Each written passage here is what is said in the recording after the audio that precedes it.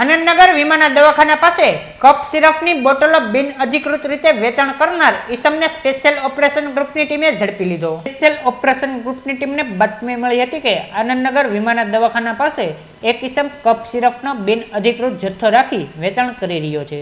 જે બાતમીના આધારે એસઓજીની ટીમે રેડ કરી કફ સિરપનો બોટલો વેચનાર સાગરભાઈ ઉર્ફે ગોટીઓ જયંતિભાઈ મકવાણાને કફ સિરપની 43 બોટલ સાથે ઝડપી લઈ ધોરણસરની કાર્યવાહી હાથ ધરી હતી.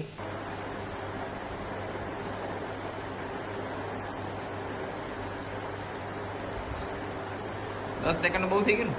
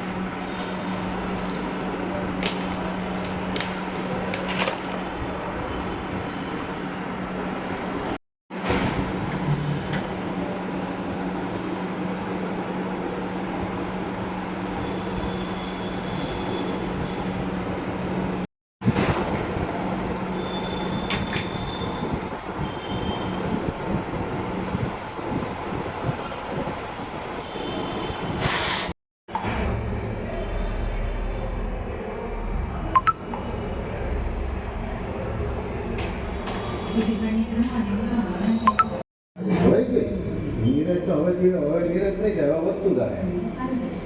હે આને પાછું કાલમાં માથે આવે પણ થિયેટર થિયેટરમાં કોણ બોલું?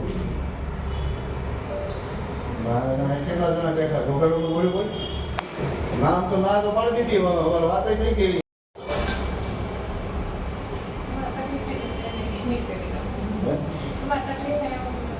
નહીં પડે